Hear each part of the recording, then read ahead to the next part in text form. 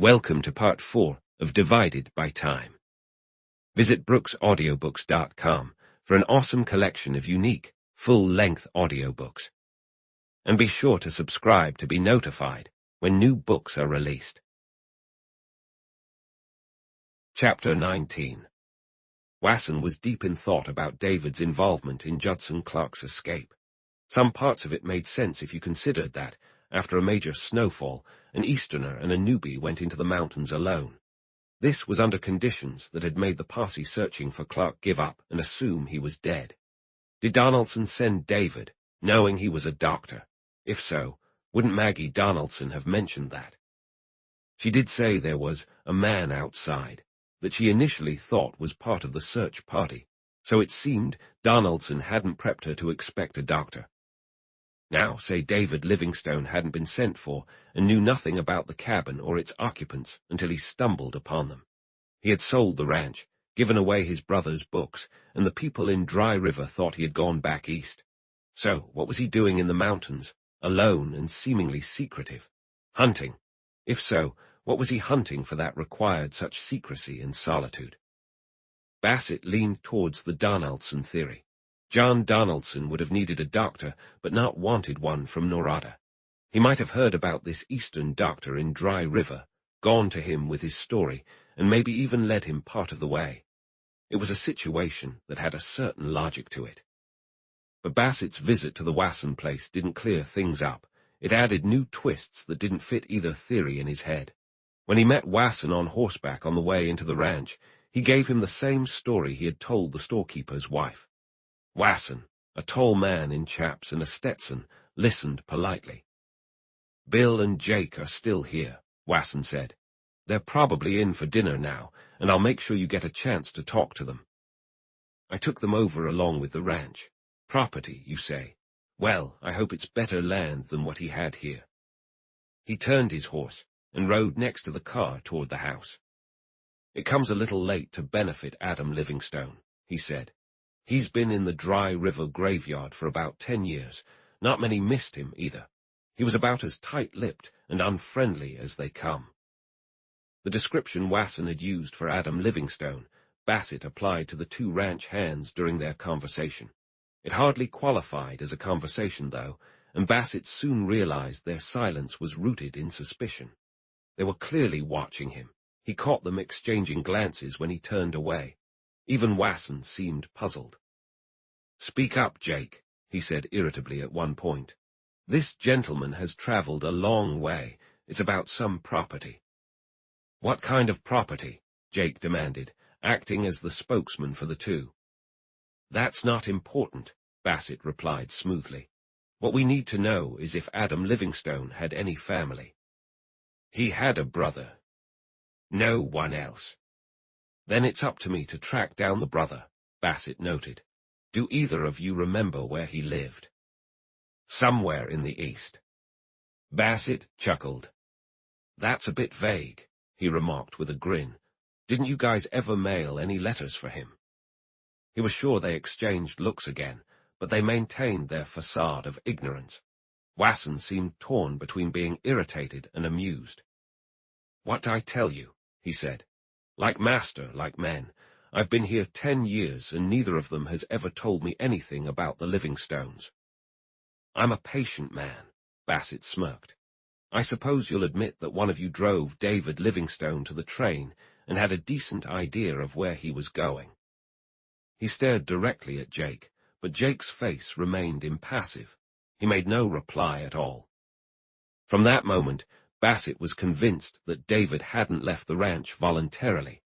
What he couldn't figure out, and had no way of discovering, was whether the two ranch hands knew he had headed into the mountains or why he did so. He sensed there was a small mystery behind their silence, maybe even some fear. Perhaps David's departure was as perplexing to them as it was to him. Over the 10 years working together on the range, or during the long winter months, they might have argued and puzzled over his disappearance just as much as they did over Judson Clark's. In the end, Bassett only learned a few trivial details. The recluse lived a lonely life, never tried to profit from the land, was a scholar, and had no other notable quirks. Did he ever say anything that made you think he might have family, aside from his brother and sister? Any direct heirs? Bassett asked. He never talked about himself, Jake replied. If that's all, Mr. Wasson, I've got a steer stuck in the north pasture that needs seeing to. At the Wassons' invitation, he stayed for lunch. After the meal, when the ranch owner excused himself and rode off, Bassett remained on the veranda. Mrs. Wasson was sewing, and he stared pensively at the nearby mountain range, which looked close, bleak, and mysterious. Strange, he mused. Here's a man, a book lover and scholar, who comes out here not to make a living or be part of the community, but to bury himself alive. I wonder why. A lot of people come out here to escape from something, Mr. Bassett. Yes, to start over, but this man never started over, he just quit. Mrs. Wasson put down her sewing and looked at him thoughtfully. Did the boys mention the young man who visited Adam Livingstone from time to time? No, they weren't very forthcoming. I thought they might not be. I just don't understand unless, she trailed off, lost in some thought he couldn't follow. You know, nothing much happens around here. When that boy first showed up, which was mostly during the summer, we figured he was family. Maybe we thought he was mysterious because we rarely saw him. I don't even know if that was intentional. For that matter, Mr. Livingstone was barely more than a name to us. Do you mean like a son? No one knew. He was only here occasionally. Bassett shifted in his chair and looked at her. How old do you think the boy was? He asked. He came around at different times. When Mr. Livingstone died, he was probably in his 20s. What seems odd to me is that the men didn't mention him to you. Well, I didn't ask about him, of course. She continued with her sewing, seemingly ready to drop the topic. But Bassett sensed that she was occasionally giving him a sharp look, trying to figure him out in that shrewd way women often have. You mentioned something about property. Yes. But isn't it kind of late, 10 years? That's what makes it tricky. Another silence fell, during which she seemed to make up her mind about something. I've never told this to anyone, except Mr. Wasson, but I believe that boy was here when Adam Livingstone died. Her tone was mysterious, and Bassett stared at her. You don't think Livingstone was murdered, do you? No, he died of heart failure. There was an autopsy, but he had a bad cut on his head. Of course, he may have just fallen. Bill and Jake were away, driving some cattle out on the range. It was 2 days before they found him, and it might have been even longer if Mr. Wasson hadn't ridden out to talk to him about a purchase. He found him dead in his bed, but there was blood on the floor in the next room.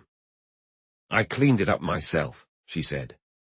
Of course, she added when Bassett remained silent, clearly puzzled. I might be completely wrong. He could have fallen in the next room and dragged himself to bed, but he was tucked in quite neatly. So, you think the boy put him in bed? I don't know. Nobody saw him around. He hasn't been here since. But the search party found a horse with the Livingstone brand, saddled, dead in Dry River Canyon while they were looking for Judson Clark. That was a month later. Bill and Jake insisted it had just wandered off, but I've always wondered. After a while, Bassett stood up and left. He felt confused and annoyed. Whether rightly or wrongly, Dick Livingstone's whereabouts were explained. There was probably a story, but not the one he was looking for.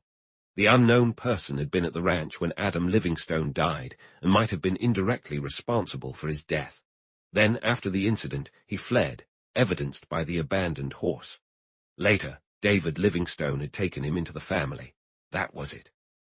Except for Gregory's identification and the photograph of Judson Clark. For a moment, he wondered if Judd Clark and the unknown man could be the same person. But Dry River would have recognized Clark. That couldn't be. Lost in thought, he nearly crashed the car on his way back to Norada. Chapter 20. A group of various professionals, who had aggressively disagreed during David's illness, now found themselves in surprising agreement. This consensus was a result of careful persuasion by Dick. He knew David's absence was his only chance to return to Norada without worrying the sick man, and he also believed that a change of scene, escaping the charged atmosphere of the old house, would benefit both David and Lucy. Days before their departure, Lucy bustled around with nervous energy. She meticulously planned menus for Minnie for the next month, repeatedly counted and recounted David's collars and handkerchiefs, and tirelessly cleaned and pressed his neckties. Meanwhile, in the stable's harness room, Mike polished boots until his arms ached. Even with trunks already overflowing, 3 new dressing gowns arrived for David, and he insisted on taking all of them. "I swear," Lucy complained to Dick, "I don't know what's gotten into him. He's taking every gift he's received since he got sick. You'd think he was going to be stranded on a desert island." But Dick thought he understood. In David's life, his friends had taken the place of a wife and children. Now, in his old age and frailty, David clung to them. He felt like he was abandoning them after many years of loyalty. So David packed the calendars, slippers, dressing gowns, and bedsocks, which symbolized their friendship and Lucy's frustration. Watching him, Dick was sure nothing further threatened David's recovery. He carefully monitored the mail, but no suspicious letters had arrived. As the days passed, David's sense of peace seemed finally restored. He stopped mentioning Johns Hopkins, slept like a baby, and complained almost childishly about his restricted diet. "When we get away from Dick, Lucy," he would say, "we'll have steak again, maybe some roast pork and sausages." Lucy would smile absent-mindedly and shake her head. "You're sticking to your diet, David," she would say. "David, it's the oddest thing about your winter underwear. I was sure you had 5 sets, but now there are only 3. Or it would be socks she missed, or night clothes. And David, laughing to himself, would wonder with her, all the while knowing they had gone to someone in need. The night before they were set to leave, David went out for his first short walk alone and brought Elizabeth back with him. "I found a rose on my walk up the street, Lucy," he called up the stairs, "and I brought it home for the dinner table." Lucy came down, still a bit flushed from finishing with the trunks, but as welcoming as ever. "It's fish night, Elizabeth," she said. "You know Minnie's Catholic, so we always have fish on Friday. I hope you don't mind." She placed a gentle hand on Elizabeth's arm and patted it, and just like that, Elizabeth was welcomed into the old brick house as part of the family. Elizabeth was finding this period of her unspoken engagement rather confusing. Her family puzzled her. Sometimes even Dick puzzled her, and no one seemed in a rush to make future plans or even discuss the wedding. She felt a bit hurt by that, recalling the excitement over Nina's wedding. But what confounded her most was the need for secrecy. Even Nina and Jim hadn't been told. She didn't resent it, but it confused her. Her instinct was to shout it from the rooftops. Her father had simply said, "I've told your mother, honey, and let's leave it at that for now. There's no hurry, and I'm not ready to lose you yet." But there were other things. Even Dick was unpredictable at times. He was always gentle and very tender, but sometimes he pulled away from her, acting distant and aloof, though his eyes never left her, almost watching her fiercely. But then, as if he had tested separation and realized it wasn't for him, he would pull her close, almost desperately. She tried to match his mood, being meek and yielding to his passion, and submissive during those times he withdrew, sitting or standing nearby, observing her intently. She found men in love to be quite strange and utterly puzzling. He was unpredictable in other ways, too. Sometimes he was boyish and cheerful, and other times he was silent and brooding. She thought maybe he was just tired from his work and David's, and sometimes she wondered if he was still bothered by that silly rumor. But occasionally, after he left, she went upstairs to check herself in the mirror. Maybe she hadn't looked her best that day. Like any girl in love, she valued looks dearly. She desperately wanted to be beautiful for him. She wished she could look like Beverly Carlisle, for example. 2 days before David and Lucy were set to leave, he brought her an engagement ring, a square-cut diamond set in platinum. He kissed the ring first, then her finger, and slipped it on. It became a ritual, the way he did it, and she felt as though something permanent had just happened. When she looked up at him, he was very pale. "Forsaking all others, so long as we both shall live," he said, his voice unsteady. So long as we both shall live, she repeated. However, she had to take it off later because Mrs. Nola had strong opinions on engagement rings. They were to be worn on the day the engagement announcements went to the newspapers, and not before. Elizabeth wore her ring around her neck on a white ribbon tucked inside her camisole, waiting for her father's approval to announce her engagement. Her engagement turned out to be full of surprises, not quite what she had imagined. But she took everything in stride, embodying a calm demeanor amidst life's little dramas. She spent her peaceful days occasionally worrying about Jim, hemming table napkins for her linen chest, and slept at night with the ring on her finger, feeling enveloped in a love that stretched beyond the walls of her home to a shabby old brick building down the street. That night the old brick house buzzed with excitement before the departure. The noise was loud over the fish and David's broiled lamb chop. Dick insisted on a bottle of Lucy's homemade wine, and even David got a taste. They drank to the seashore, the departing nurse, and David recited Robert Burns in a hilariously bad Scottish accent. Dick amazed everyone with his trick where you pick a date on one of 3 pennies, and he would guess it without fail. It was quite the mystery. After dinner, Dick took Elizabeth to his lab, and while she squinted through the microscope, he kissed the back of her neck. When they left the lab, patients were waiting in the next room, but Dick held her in his arms in the office for a moment. With the door being thin, they turned it into a game, pretending she was a patient. "How did you sleep last night?" he asked, in a very professional and clear voice. Then he kissed her. "Terribly, Doctor," she remarked with a clear voice, then whispered, "I couldn't sleep, dear. I kept thinking about you. I should probably give you this sleeping powder." He sounded all business, but the powder was another kiss. It was a fantastic game. When she slipped into the hallway, she had to pause to fix her hair before heading to Lucy's neat sitting room. Chapter 21. Jim's youthful spirit, and being an only child perhaps, had its downsides. The Nola family had been dealing with minor conflicts all spring. Watching from his quiet study, Walter Nola saw the world whizzing by in cars, faster and more carefree than ever. He blamed the automobile for both the perks and perils of this rapid lifestyle, and steadfastly he chose not to buy one. "We can always call a taxi," he consistently responded to Jim. "I don't mind covering taxi expenses without any fuss. I know you too well, Jim, better than you know yourself. With a car, you'd be out there trying to break your neck." Despite Walter's objections, Jim often got hold of a car. Sometimes he rented one, other times he sweet-talked Nina into letting him borrow hers. "A guy looks ridiculous without one," he'd tell her. "Girls expect to be taken out. It's just part of the deal."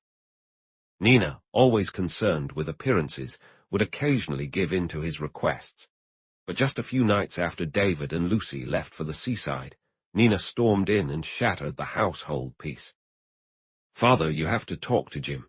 He's taken our car twice at night without asking, and last night he busted a spring. Les is fuming." "He took your car," Mrs. Nola exclaimed. "Yes, I hate ratting him out, but I warned him after the first time, and he did it again." Mrs. Nola looked nervously at her husband, worried he'd be too harsh on Jim. "Don't worry," he said with a stern tone. "He won't do it again." "If only we had our own car," Mrs. Nola began. "You know my stance on that, dear. I'm not letting him joyride all over the place, risking his life and getting into trouble. I've seen him driving Lass Odyssea's car, and he drives like a lunatic." This argument had been simmering for a while. Mr. Nola got up, whistled for the dog, and headed out. His wife turned to Nina. "Nina, can you stop bringing these things to your father?" she asked. "He's been on edge recently, and he's not always fair to Jim." "Well, Jim needs to be fair to Leslie," Nina shot back. "I'll tell you something, Mom. Jim's seeing someone, probably in town. He takes her driving. I found a glove in the car. He must be really into her, or he wouldn't be acting this way." "Do you know who she is?" "No, probably someone he's embarrassed about, or he wouldn't be so secretive." "Nina." "That's how it looks. Jim's a grown man, Mom. He's not a little boy anymore. He's going through his rebellious phase like everyone does. That night, it was Mrs. Nola's turn to lie awake. She replayed Nina's words over and over, connecting them to things she had noticed. Jim had been asking for money to supplement his small salary, going out late at night, and sometimes coming home looking disheveled, with bloodshot eyes as if he'd been drinking. Anxiety gripped her. There were so many traps for young men, so many risks. A girl, maybe not a good one. She propped herself up on an elbow, watching her sleeping husband. Men were like that. They had children and then moved on. They never seemed to worry or look ahead, lost in their work, forgetting they were once young and prone to mistakes. She got up later, tiptoed to Jim's room, and listened to his steady breathing from the doorway. Her boy, her only son. She went back and carefully slipped into bed. Jim and his dad had a nasty fight the next morning, and Jim stormed out of the house, leaving a mess behind him. It was then Elizabeth found out her father was leaving. He said, "Maybe I'm wrong, Mom. I don't know. Maybe when I come back, I'll look into getting a car. I don't want him to feel forced into doing shady things." "Are you leaving?" Elizabeth asked, surprised. It turned out he was. More than that, he was heading west with Dick. Everything was arranged, and nobody had told her a thing about it. She felt hurt and a bit insulted, and even cried a little. But as Dick explained to her later that day, it was straightforward. Her dad needed a break, and besides, he needed to know all about Dick's life before he came to Haverly. "He's planning to give me something really valuable, you know. But it feels like he doesn't trust you. He's being very polite about it, but of course, in his eyes, I'm just a common thief, stealing." She wouldn't let him finish. Despite this, there was an underlying tension that Elizabeth couldn't shake off. The fierce internal struggle between absolute trust and fear was starting to mature her quickly. Nina, perceptive and suspicious, picked up on Elizabeth's unease when she came by later that day to borrow a hat. "Listen, Elizabeth," Nina started. "I need to talk to you. Are you going to stay in this dump forever?" "Dump? Seriously, Nina. I think you should be more careful with what you say." "Oh, it's a charming old dump," Nina said nonchalantly. "But it's still a dump. Why in the world Mom can't manage her servants, but never mind that. Elizabeth, there's a lot of talk about you and Dick Livingstone, and it's making me furious. When you think you can have Wally Sayre with just a snap of your fingers. And that I don't plan to lift a finger," Elizabeth cut in. "Then you're an idiot, and it's Dick Livingstone, isn't it?" "Yes, Nina, it is." Nina's ambitious nature couldn't handle it. "That old, boring house," she said, "with 2 old people, a maid who only does general housework and you cooking on her days off. I hope you enjoy it." "Have you ever thought," Elizabeth replied calmly, "that maybe I value love more than houses and servants, or that my life is my own to live however I want? Because that's exactly what I'm going to do." Nina stood up, seething. "Fine," she said. "I hope you enjoy it." She stormed out, slamming the door behind her. With just days left before Dick left, and Jim's hand already set to intervene, Elizabeth became the target of some very clear moves from Mrs. Sayre herself, particularly at a rose-themed lunch at their hilltop house. The gossip about Dick and Elizabeth had been slow to reach them, but when it did, courtesy of some chatter on the terrace after lunch, Mrs. Sayre was both upset and angry, directing her frustration at Wally. He'd always had everything handed to him, and never learned how to go after what he wanted. Now he was just sitting back and letting an older, modest doctor walk away with the girl. But Mrs. Sayre didn't give up entirely. She knew the town's habit of exaggeration. So that afternoon she made a desperate bid to win Elizabeth over. She took her on a tour of the greenhouses and the upper floors of the house. She showed her photos of their boat in Miami and their house in Marblehead. Elizabeth was politely interested, but showed no real enthusiasm. "When you think, Mrs." Sayre finally said, "Wally will have to take on a lot of responsibilities soon, so you can understand how anxious I am to ensure he marries the right girl." Elizabeth seemed to blush a bit. "I'm sure he will, Mrs. Sayre." Mrs. Sayre shifted her approach. He'll inherit everything I have, and that's a huge responsibility. When used well, money can do a lot of good. Wally's wife could make a big difference if she wants to. She could help the poor. I have a long list of people I support, but I'm too old to add personal service. That would be amazing, Elizabeth said seriously. For a moment, she wished Dick were wealthy. There was so much good that could be done with money, and he would know exactly how to use it. She was deep in thought on her way downstairs, and Mrs. Sayre felt a bit satisfied. Now, if only Wally would do his part. That night, Jim brought a tragedy to the Nola household that would weigh heavily for days to come. There had been a small dinner, one of those casual gatherings where Mrs. Nola, finding the first broiling chickens and some fresh green peas at the market, bought them and then started inviting friends over the phone. Mr. Oglethorpe, the clergyman, and his wife accepted cheerfully, Harrison Miller reluctantly. Then Mrs. Nola took a deep breath and invited Mrs. Sayre. When Mrs. Sayre accepted eagerly, Mrs. Nola quickly revised her menu, called the florist for flowers, and spent a long time discussing plates and finger bowls with Annie. Jim wasn't coming home, and Elizabeth was dining with Nina. Mrs. Nola bustled around the house contentedly. Everything was going well after all. Soon they would have a car, and Jim would spend more time at home. Nina and Leslie were happy again, and Elizabeth, perhaps not the best match, but a love marriage if there ever was one.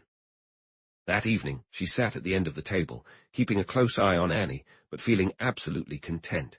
She had polished the loving cup until it gleamed, and now it stood full of flowers at the table's center. Nina had a smaller but similar arrangement.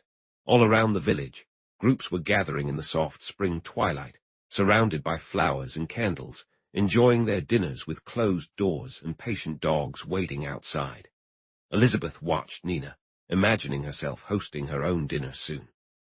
Just a bit of time apart, exchanging letters, and then. The phone rang, and Leslie answered. He didn't come back. Instead, they heard the front door close, followed by the sound of the car starting in the garage. It stopped at the door, and Leslie came back inside. "Sorry," he said, "but Elizabeth, you need to go home. Nina, you'd better come too." "What happened? Is someone hurt?" Elizabeth gasped. "Jim's been in a car accident. Stay calm, Elizabeth. He's injured, but he'll be okay." When they arrived at the Nola house, it was brightly lit. Annie was crying in the hallway, and in the living room Mrs. Sayre stood alone, a striking figure in a colorful dress, but with a strong, composed expression. "They've taken him to the hospital in my car," she said. "They'll be there any minute, and Mr. Oglethorpe will call soon. You should wait before heading over." They all knew what that might mean. It could be too late. Nina cried hysterically, but Elizabeth couldn't shed a tear. She stood by the phone, dry-eyed, listening vaguely to Mrs. Sayre and Leslie. They had called Dick Livingstone, and he had already gone to the hospital. Mrs. Sayre was worried it had been one of Wally's cars. She warned Wally to tell Jim to be careful. It was too fast. The phone rang, and Leslie picked up the receiver, gently moving Elizabeth aside. After listening for a moment, he spoke. "All right," he said, then hung up and turned around. "It's not good news," he announced. "I wish I could help Elizabeth." Elizabeth crumpled into a small heap on the floor. Throughout the long night, amidst the sound of footsteps in the halls, the closing of her mother's door, and the eerie silence that followed, dawn broke through the windows. For Jim, that dawn signified not a new day, but a new life beyond their reach. Throughout the night, Elizabeth sensed two figures moving around her. One was Dick, quiet, tender, and watchful. The other was a hefty woman dressed garishly, her face tired and weary in the morning light, who tended to Elizabeth with gentle hands. Elizabeth finally fell asleep as dawn brightened in the east, with Dick holding her hand, kneeling beside her bed. It wasn't until the next day that they learned Jim hadn't been alone. A girl with him had been trapped under the car and died instantly. Jim had played his part in the story and moved on. The girl was considered insignificant. She was, and then she wasn't. That was all. But Jim's death was the tipping point of a looming catastrophe that left Dick West to face it alone. Chapter 22. He had no intention of going to the cabin just yet. Instead, he strolled around town, making casual acquaintances and steering conversations with the older residents toward the Clark and Livingstone families. He found out nothing new about the Livingstones, and not much more about the Clarks. One day, he bumped into a short, heavy-set man, the sheriff, who had lost his job because of Judd Clark's escape, but had recently regained it. Bassett had brought along some whiskey, and with the promise of a drink, he lured Wilkins to his room. Over a glass, the sheriff began to talk. "This whole thing in the newspapers lately about Judd Clark being alive is total nonsense," he said irritably. "Maggie Donaldson was out of her mind. You can ask anyone around here. Those reporters came down thinking they could dig up some secrets with a toothbrush and a suitcase full of booze. They thought we were hiding something and would only talk if we were drunk. But there's nothing to hide. Judd Clark is dead, plain and simple." "Absolutely, he's dead," Bassett agreed pleasantly. "You found his horse, right?" "Yeah, dead. When you find a man's horse dead in the mountains during a blizzard, that's all the evidence you need. You couldn't even see a trail up Goat Mountain for 5 months that winter." Bassett nodded, standing to pour another drink. "Just speculating," he said casually. "If Clark were to show up now, would it be tough to convict him?" The sheriff pondered this, holding up his glass. "Well, yes and no," he replied. "Most of it was based on circumstantial evidence. Nobody saw it happen. The worst part was him running off." "What about witnesses?" "Nobody actually saw it happen. The closest was John Donaldson, and he's dead. Lucas's wife was still alive, last I heard, and I guess the valet is still lurking somewhere out there." "If he did show up, I'm sure you give it another shot," Bassett said, staring at the end of his cigar. "We'd definitely try," Wilkins replied somberly. "There are some folks in this county still laughing at me over that case." The next day, Bassett rented a calm horse, packed 2 days' worth of food in his raincoat, strapped it to his saddle, and rode into the mountains. He hadn't ridden in years, and after the first hour he realized he was in for a rough time. By noon he was so sore that he could barely dismount, and once he did, getting back on was a struggle. All morning the horse climbed, zigzagging on a narrow canyon trail, grunting occasionally from the steep grade. They followed a roaring mountain stream, cascading down from the ice fields far above. All morning Bassett mentally traced that trail, as it had been ridden 10 years ago by a boy driven mad with fear and drink, pushing his horse forward through the night and the blizzard, with no goal and no hope. It was almost impossible for him to connect this frenzied fugitive with the calm man in his office chair back in Haverly, the man who might or might not be Judson Clark. At noon he lay on a bank and faced the situation head-on, while his horse, hobbled, grazed in an upland meadow with awkward little forward jumps. Either Dick Livingstone was Clark, or he was the occasional unknown visitor to the Livingstone ranch. If he were Clark, and if Bassett could prove it, he had 2 options. He could expose him to the authorities and break the biggest story of his career, or he could let things stay as they were. Professionally, the initial path intrigued him, but on a personal level, he was beginning to loathe it. Recent insights into Judson, Clark had changed his perspective. Clark had been incredibly well-liked. People in town talked about their efforts to save him from his own self-destructive behavior. Yes, he was extravagant, but he was also generous. He had been a good guy, until freedom and money corrupted him. Some members of the sheriff's posse didn't even want to find him. The mountains surrounded him, imposing and eerily quiet, making him feel both insignificant and intrusive, like he was trying to uncover secrets they would never reveal. He fought off the feeling that they were hostile. After an hour or so, he decided to push forward. If the mountains wanted to throw him over a cliff, so be it. He stood up with a groan, led the horse beside a boulder, and clambered onto the saddle. Trying to shake off his gloom, he spoke to the horse. "It would be easier for both of us if you were a bit slimmer, old buddy," he said. Despite everything, he made good progress. By 6 o'clock, he figured he had covered about 30 miles and must be near the cabin. He also realized it was going to be brutally cold that night by the snow fields, and he had no wood axe. By 7, the deep valley was shrouded in twilight, and he could barely see the rough trail map he was following. The trail itself was worsening. For the last mile or two, the horse wandered at its own pace, navigating through fords, brushing under low scrub pine branches and scraping his bruised legs against rocks. Just as he thought he had missed the cabin, the horse veered off the trail, and there it was. The cabin was constructed from rough logs, with mud-filled chinks that had mostly fallen away. The door stood open, and as he stepped into the darkness, he heard the quick scurrying of tiny feet. Bassett fumbled with his raincoat, fingers numb from the cold, and tossed it to the ground. He unstrapped the heavy saddle, hobbled his horse, took off the bridle, and gave the horse a gentle slap on the flank.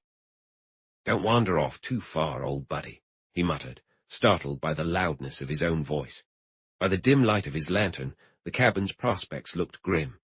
The fir branches in the bunk were dry and useless, the floor was crumbling beneath him, and the lean-to's roof had collapsed, crushing an old rusty stove. Someone had recently made a crude fireplace up against the cabin's corner with a few stone slabs, and had broken part of the roof for a chimney. Bassett suspected the handiwork of an optimistic traveler, and gave a wry smile. He got to work with the resourcefulness of someone used to rough conditions. He threw the dry branches onto the makeshift fireplace and lit them. He gathered pieces from the fallen roof to keep the fire going, opened a can of tomatoes, set it to heat by the fire, and sliced some bacon to fry. It was too late to explore the place thoroughly. He ate his dinner at a rough table, pulling up a broken chair, then brought in more wood for the fire. With a lit cigar and his boots steaming by the hearth, he sat in front of the blaze, lost in thought. Every muscle ached as he finally stretched out on the bare boards of the lower bunk. While he slept, small furry noses appeared through the gaps in the broken floor, followed by cautious little bodies that ventured into the open. He woke up and looked over the edge of the bunk. Field mice were warming themselves in front of the dying embers of the fire, and a couple were perched on his boots. He grinned at them and lay back down, but sleep wouldn't come. He lay there, questioning his own foolishness and demanding of himself what he had hoped to gain from all this effort and misery. For about 10 years, men had come here. Wilkins came, for one, and so had others. They found nothing and left. And now he was here, the last in the line, looking for something, anything. He pulled the raincoat tighter around his shoulders and lay back, feeling increasingly uneasy. Though he wasn't a particularly imaginative person, he started to feel as if eyes were watching him, hidden, furtive eyes, intensely focused on him. Without moving, he scanned the cabin, wall to wall, corner to corner. He turned cautiously and glanced at the door leading to the lean-to. It hung open, dark and empty. But the feeling of being watched didn't go away, and when he looked back, the field mice were gone. Gradually, his eyes adjusted to the dim light, and he began to sense the source of his unease. It seemed to come from the broken, windowless east wall opposite his bunk. Eventually, the tension became unbearable. He reached for his revolver, quickly got out of the bunk, and ran to the doorway, flinging the door open. He found himself staring into a darkness that felt solid, and he heard the quick crunching of underbrush, like an animal fleeing. With the sound and his own sudden movement, the terror dissipated. The cold night air on his face, and the feel of the pine needles under his stockinged feet brought him back to reality. Some wild animal, maybe a deer or a bear, had been moving quietly outside the cabin. It was a sound he heard, not a feeling of being watched. He chuckled at himself for being so paranoid. Stepping back into the cabin, he shut the door and leaned over to warm his boots by the fire. While he was bent over, he heard a horse galloping away on the trail. Sleep eluded him after that. Periodically, he wondered if it could have been his own horse, somehow freed and spooked by the same thing that startled him. But with the first light of dawn, he went outside to find his horse, securely tied, grazing near the sparse grass. Before cooking breakfast, he thoroughly inspected the ground beneath the east wall of the cabin. The earth was hard, and a few broken branches could easily have been caused by his horse. He had no real skills in tracking, and in the daylight his fears seemed silly. Likely, a stray horse had wandered close and then trotted away. Even so, he decided not to spend another night there. After breakfast, he'd look around and then head back down the trail. His boots, dried stiff from the previous day's soaking, needed work. He fried some bacon, dropped a few crackers into the sizzling fat, and ate quickly. Afterwards, he stepped out to the trail to check it. He figured most wild horses wouldn't be shod, so perhaps the trail would tell him something. It was overgrown and unused. He found nothing until he traveled some distance. Finally, in a small bare patch, he discovered the prints of a horse's shoes heading down the trail he had come up. Even then, he hesitated to connect the incident to himself or his mission.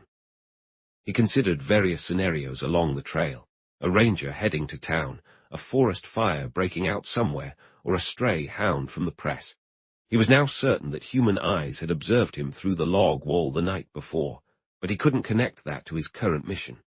Determined, he focused on his task, finding proof of Maggie Donaldson's dying statement. He decided to start by believing her statement and see where it led him.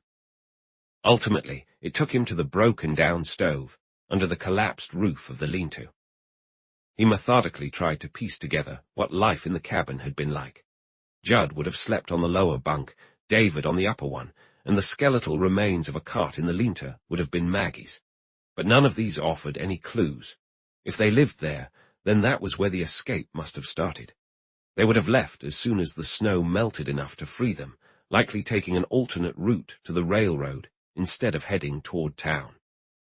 Before leaving, they would have wiped the cabin clean of any signs they'd been there: tin cans, Clark's clothes, any bedding they couldn't carry.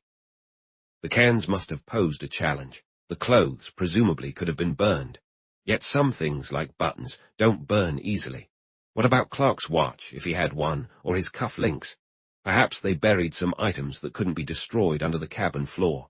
He lifted a few rough boards, but quickly realized he'd need a pickaxe for a thorough search. Frustrated, he redirected his attention to the lean-to and the buried stove. The stove lay in a shallow pit, filled with old ashes and crumbled bits of wood from the collapsed roof. It lay on its side, its metal walls collapsed, and its long chimney disintegrated. He was drenched in sweat before he uncovered it and was able to lift it from its bed of ashes and pine needles. Once that was done, he brought his lantern and sat cross-legged on the ground. At first glance, the ashes revealed nothing. He then started working more carefully, picking up handfuls, examining, and discarding them. Within 10 minutes, he had a pile next to him consisting of some burned and blackened metal buttons, eyelets, a piece of leather from a shoe, and the almost unrecognizable nib of a fountain pen. He held them in the palm of his hand.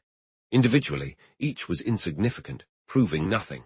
Together, they took on a larger meaning, becoming evidence.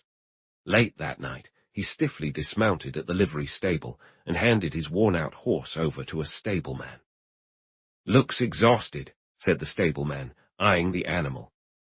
"He's not alone," Bassett replied cheerfully. "Better give him a hot bath and put him to bed. That's what I'm planning to do." He walked back to the hotel, glad to stretch his aching muscles. The lobby was empty, and the night clerk behind the desk was waiting for the midnight train. Bassett was wide awake by then, so he walked over to the desk and leaned against it. "You look like you've struck oil," said the night clerk. "Oil, I'll tell you what I've struck. I've struck a livery stable saddle about 2 million times in the past 2 days. The clerk grinned, and Bassett idly pulled the register toward him. "J. Smith, Minneapolis," he read. Then he stopped and stared.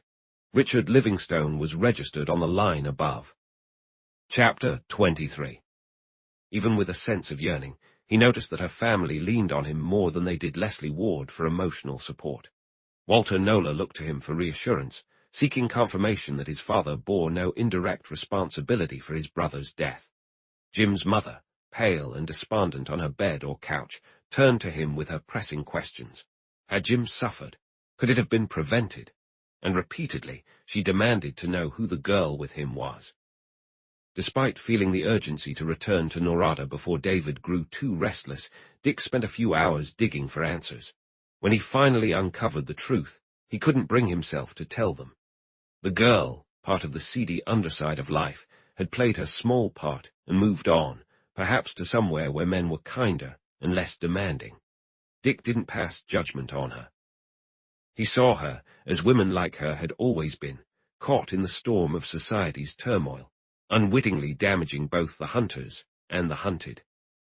He tracked down her previous address from the police, a 3-story brick rooming house in the city's red-light district, and waited uneasily for the landlady to meet him. She eventually appeared, a large, shapeless woman with an amiable yet loose smile, moving lightly despite her size. She paused at the doorway, staring at him in shock. "My God," she exclaimed, "I thought you were dead. I think you've got me mixed up with someone else, don't you?" She scrutinized him closely. "I could have sworn," she muttered. She turned and switched on the light, studying him again. "What's your name?" "Livingstone, Dr. Livingstone. I came to." "Is that for me, or for the police?" "Now listen," he said amicably. "I don't know who you think I am, but I'm not hiding from the police. Here's my card. I'm representing the family of a young man named Nola, who recently passed away in a car crash." She took the card, read it, then continued scrutinizing him. "Well, you sure had me convinced," she finally said. "I thought you were. Well, never mind that. What's the deal with this Nola family? Are they going to pay the undertaker? Because I'm telling you straight I can't, and I won't. She owed me a month's rent, and her clothes won't sell for more than $75 or $100. As he left, he could feel her eyes on him from the doorway. He drove home slowly, thinking up a gentle story for the family. He couldn't let them know that Jim had been searching for love in all the wrong places. That night, he mailed a check to cover the undertaker's bill, making sure to leave the stub blank. 3 days after Jim's funeral, he headed to Norada. A recently finished intern from the local hospital had agreed to cover his work for a while. But Dick felt a hint of jealousy as he showed Dr. Reynolds around his office and introduced him to a confused Minnie. "Is he going to sleep in your bed?" she asked, arms crossed. She only slightly relaxed when she found out Dr. Reynolds would stay in the spare room. She wasn't happy with how things were unfolding and vented to Mike about it. Why shouldn't she tell Mrs. Crosby that Dr. Dick had left? Or the old doctor? Both of them gone, and this young upstart ready to steal their patients and put up his own sign as soon as they left. Not used to deceit, Dick found himself struggling with the situation. He wrote a bunch of friendly but vague letters to David and Lucy, spending an excessive amount of time on them, and handed them to Walter Nola to mail out at regular intervals. His biggest struggle was with Elizabeth. At times, he wanted to tell her everything, to share his worries and let her in on his secrets. But she was already dealing with Jim's tragedy, and her father insisted she be kept in the dark. "Until she knows everything," he said, his voice now weighted with new heaviness. Compared to that real crisis, Dick's problem seemed small and abstract. Other things could be fixed. There was always hope. Only death was final. Elizabeth saw him off at the station, a small, slender figure in a black dress, her eyes constantly looking at his face, her smile steadfast. He linked his arm with hers, holding her hand, and when he noticed she was wearing his ring, he pulled her closer, overwhelmed with possessive passion. "You are mine, my little girl. I am yours, forever and ever." They tried to stay upbeat afterward, each trying to cheer up the other. She joked that she would always know the moment he stopped thinking about her, and he quipped back, even with people around. "That's awful. What if, when we're married, my mind drifts to something mundane like beefsteak and onions? Will you just leave me?" He stood on the last step of the train until her figure disappeared into the darkness, despite the porter's protests. That night, he was a little drunk on love and didn't read the note she had slipped into his hand until he was safely in his berth, his long body stretched diagonally to fit. "Darling, darling Dick," she had written. "I often wonder how you can care for me, or what I've done to deserve you. I can't write how I feel, just as I can't say it. But Dick, I'm really scared of losing you because you mean everything to me now. Please be careful and avoid taking unnecessary risks. Just keep this in mind always. No matter where you are and where I am, I'm thinking of you and waiting for you." He read the letter 3 times until he memorized it, then slept with it in his pajama pocket. 3 days later, he arrived in Norada and checked into the commercial hotel. The town felt completely unfamiliar to him, and the people paid him no attention. A new oil field had sprung up 20 miles from the old one, attracting a fresh crowd of prospectors, riggers, and lease buyers. The hotel was packed. That was his first disappointment. He had hoped that being in a place he must have once known well would help him regain his memories. That was the theory, he knew. Standing at the window of his hotel room, with its plain furniture and the Gideon Bible, he finally grasped how tough his mission was going to be. If he could have confided in David, he would have had the names of a few people to contact, but as it stood, he had nothing. His almost obsessive fear of revealing his condition only grew stronger in these new surroundings. He would, of course, head to the ranch at Dry River to start his inquiries from there, but only now did he understand what that would mean. Being recognized by people he couldn't remember and facing questions he couldn't answer. He knew David's letter by heart, but still pulled it out to read again. Who was this Bassett, and what trouble was he causing? Why did he need to leave town quickly, and why was the warning letter burned? Who was G? And why wouldn't it be simplest to just track down this Bassett himself? The more he thought about it, the more it seemed like the obvious solution, as long as he could find the guy. Whether Bassett was friendly or an enemy, he was sure that Bassett knew or was discovering something about him that David was hiding.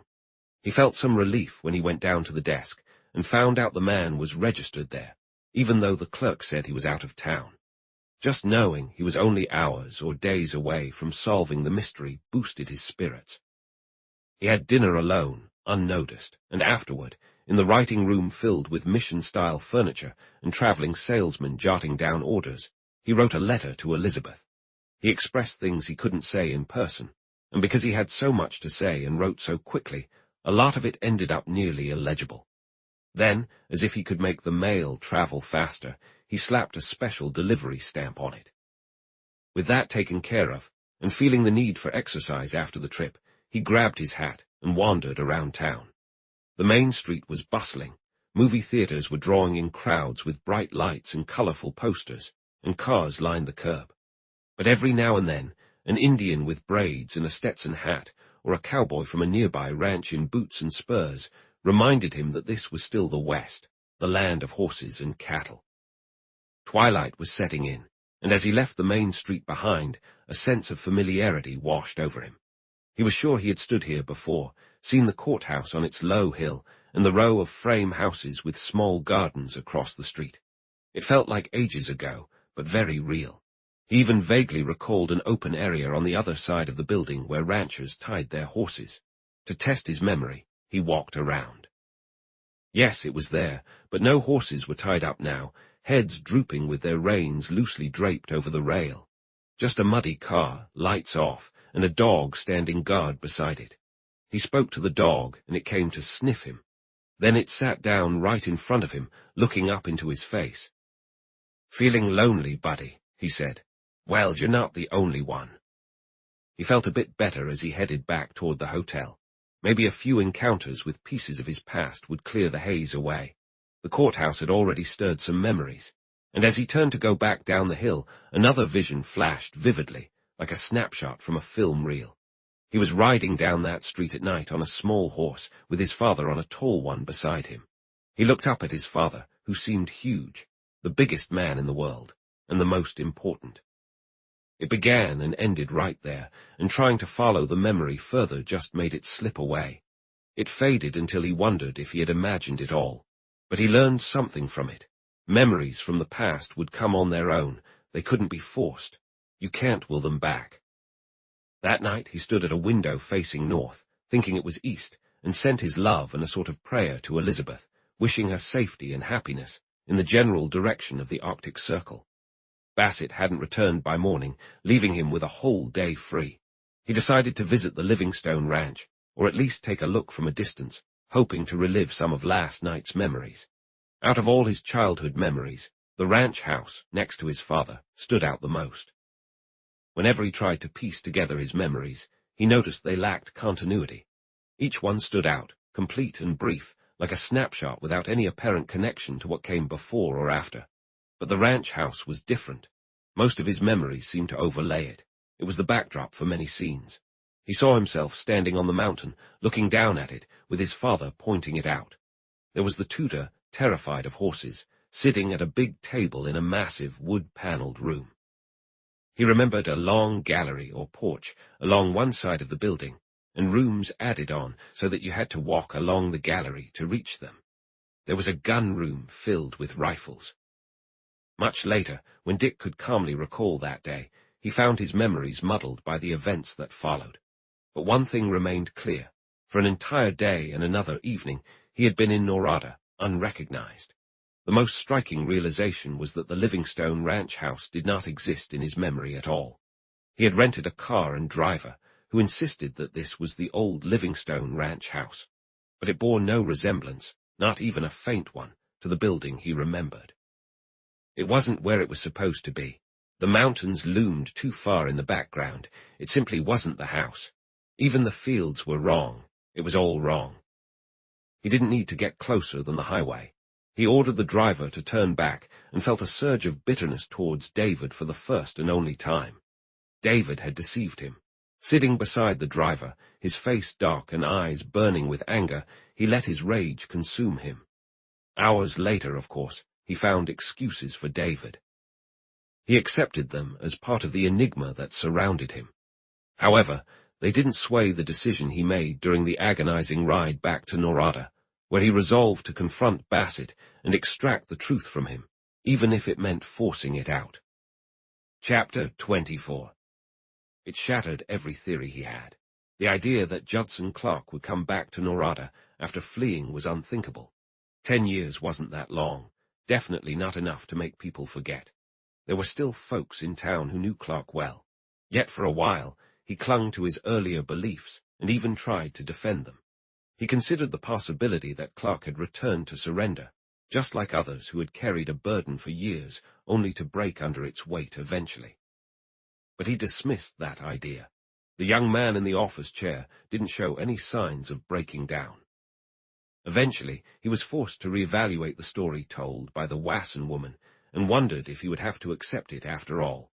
The shift from certainty at the cabin to doubt again made him restless and unable to sleep. It was almost dawn before he finally managed to relax on the hard hotel bed enough to drift off. He woke up late and called room service for breakfast. The confusion hadn't lessened overnight, and as he painfully got out of bed, preparing to shave and dress, his mind was racing. Despite the town's growth, he had no doubt that the newcomer would be arrested almost immediately upon showing up. A resemblance that could fool Beverly Carlisle's brother could easily fool others. How he had managed to stay hidden for so long was baffling. By the time he finished his bath, he had sort of come to terms with the new reality. There would be no exclusive story now, no scoop. The next few hours would be public knowledge. He shrugged as he brought his shaving kit into the better-lit bedroom. With lather on his face, he heard a knock on the door and called out a cheerful, "Come in." It was then, through the mirror, that he realized his visitor wasn't the waiter but Livingstone himself. He had a moment of absolute shock before he turned around. "Excuse me," Dick said. "I was worried you. Leave before I got a chance to see you. My name's Livingstone, and I need to talk to you if that's okay. I can come back later if you prefer." Bassett quickly noticed two things. Probably because of the shaving cream on his face, he hadn't been recognized, and the man at the door looked extremely tired and stressed. "It's fine. Come in and have a seat. Let me just wash this stuff off my face, and I'll be with you in a sec." He took his time in the bathroom, his surprise only growing. Clearly, Livingstone hadn't recognized him. But then, how did he know Bassett was in Norada? And when he did recognize him, which would happen any moment, what would happen then? Tying his tie slowly, Bassett considered that maybe Gregory had figured out he was heading to Norada and tipped off Livingstone. If that were true, this guy might actually be Clark. But in that case, why would he be here? It was like chasing his own tail, going around in circles without getting anywhere. The waiter had already set up his breakfast and left by the time Bassett returned from the bathroom, and Dick was standing by the window, looking out. He turned around. "I'm here, Mr. Bassett, for a rather unusual." He paused and looked at Bassett. "I see. You were in my office about a month ago, weren't you?" "For a headache, yes." Bassett was cautious and alert, but there wasn't anything particularly unfriendly in his visitor's eyes.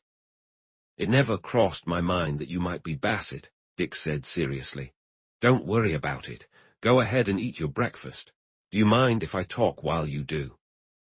Would you like some coffee? I can get a glass from the bathroom. It takes forever to get a waiter here. Thanks, yes. The sense of unreality continued to grow in the reporter's mind.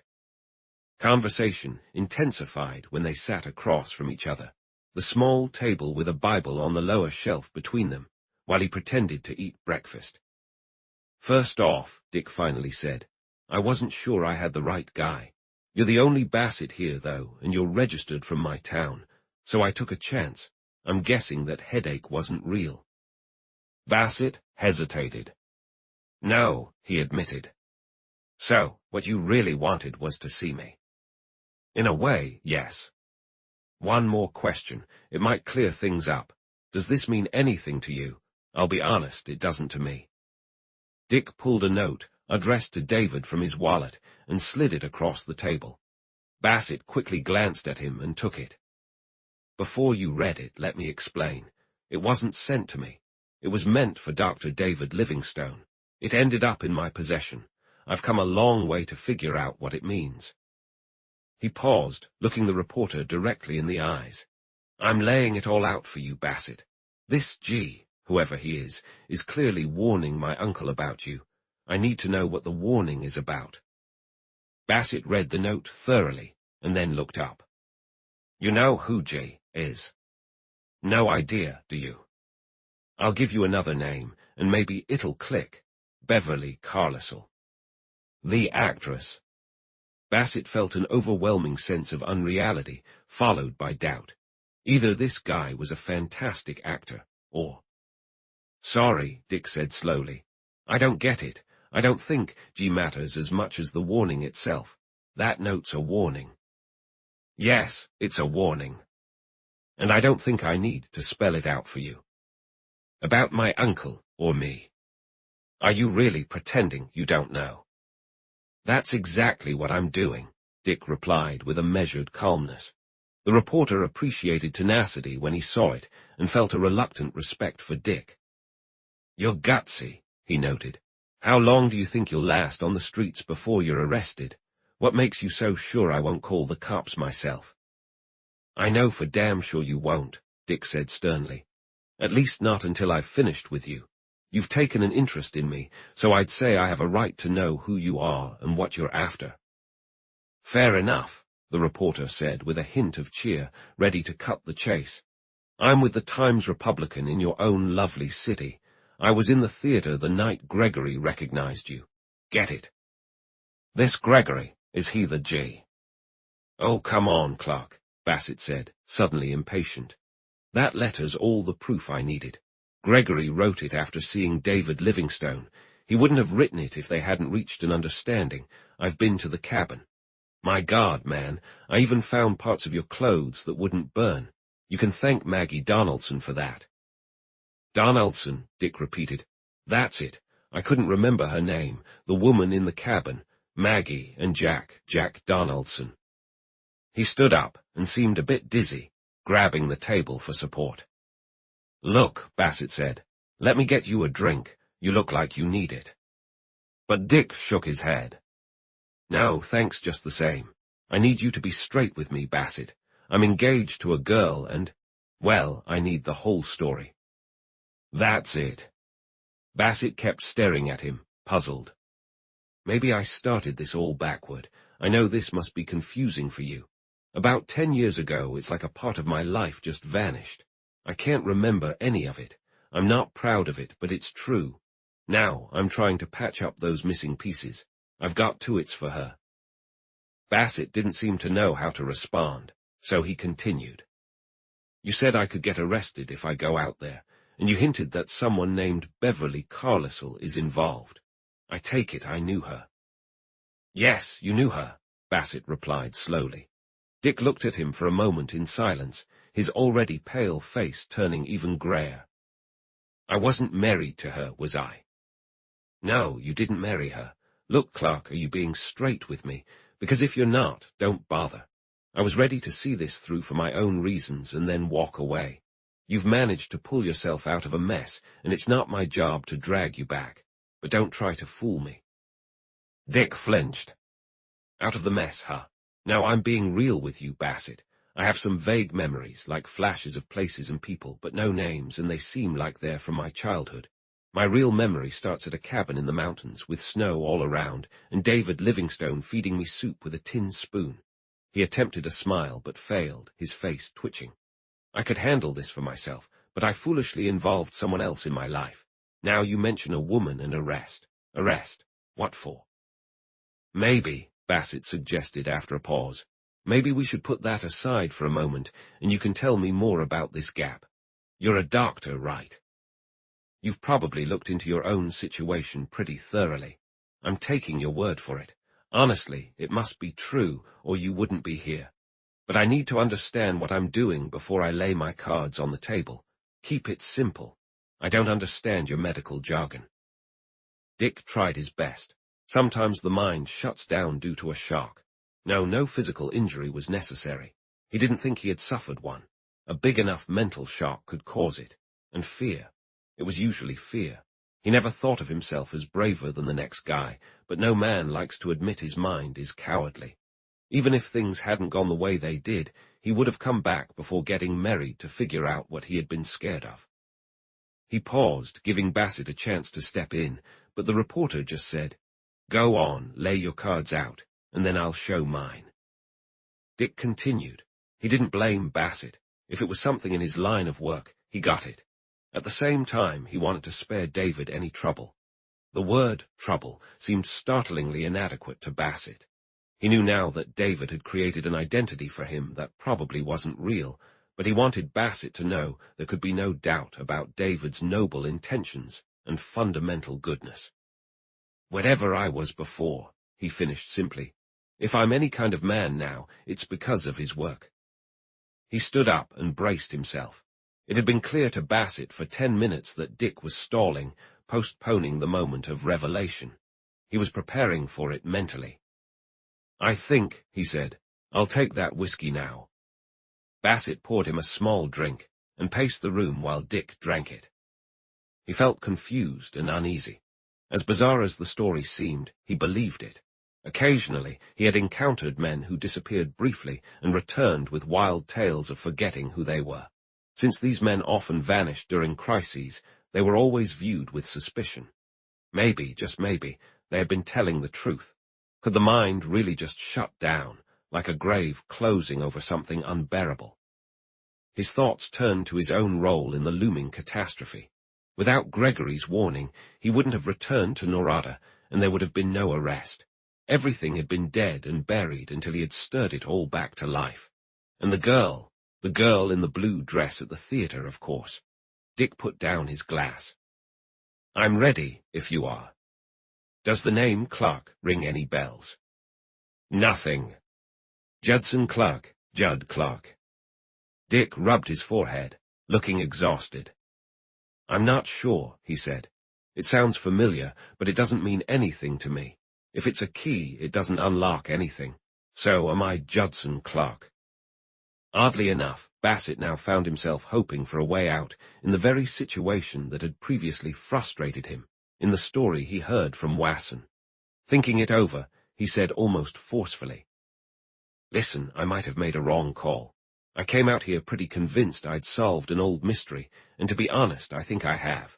But there's a twist that isn't clear yet, and until it is, I won't pin an identity on you that might not be yours. You are one of two men. One of them is Judson Clark, and I'll be straight with you. I'm pretty sure you're Clark. The other guy, I don't know, but I have reason to believe he spent some time with Adam Livingstone at Dry River. I went to the Livingstone ranch yesterday. I remember my childhood home, but that's another story. Which one of these two men will be arrested if recognized?" "Clark. For what reason?" "I'll get to that. Do you want another drink?" "No. Okay. About 10 years ago, a young guy named Judson Clark got into trouble around here.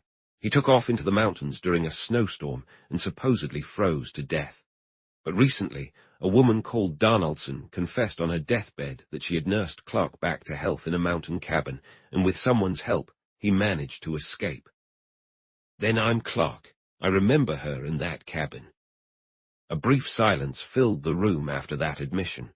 To Dick, it was a moment filled with thoughts of Elizabeth and how she fit into what he was about to hear. He steeled himself for what was coming next. "I suppose," he finally said, "if I ran away, I was in pretty serious trouble. What was it?" "We don't have absolute proof that you're Clark, remember. You don't know, and Maggie Donaldson was considered not quite sane before she died. There's still a chance you're the other guy." "Okay, but what had Clark done?" "He shot a man." The reporter immediately looked alarmed. If Dick had looked worn out before, he was now ashen. He stood up slowly, gripping the back of his chair. "Not murder?" he asked with tense lips. "No," Bassett said quickly. "Not murder. Look, you've been through a lot already. Remember, we don't even know for sure that you're Clark. All I said was—" "I get it, but it was murder, wasn't it?" "Well, there had been a fight, from what I understand.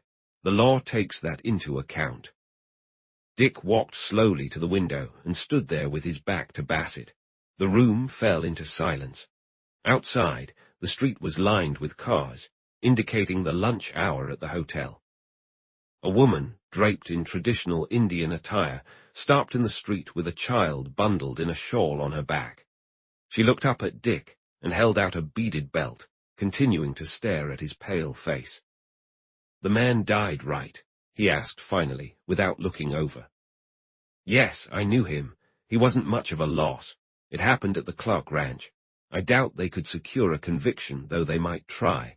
It was all circumstantial evidence." "And I ran away." "Clark ran away," Bassett corrected him. "As I've mentioned, authorities here believe he's dead." After a lengthy silence, Dick turned. "There was a girl I told you about. I need to figure out how to keep this from her before I turn myself in. If I can protect her and David." "I keep telling you, you don't even know if you're Clark." "Fine. If I'm not, they'll figure it out. If I am, I refuse to live with this looming over me. Maggie Donaldson was sane enough. Looking back, I realize we left the cabin to escape. I'm not Adam Livingstone's son because he never had a son. I can even describe the Clark Ranch house." After a pause, he added, "Can you imagine dreaming you're guilty of something, then waking up to realize you're innocent? Who was the man?" Bassett watched him closely. "His name was Lucas, Howard Lucas." "Okay, now that we have that, where does Beverly Carlisle fit in?" "Clark was infatuated with her. The man he shot was her husband.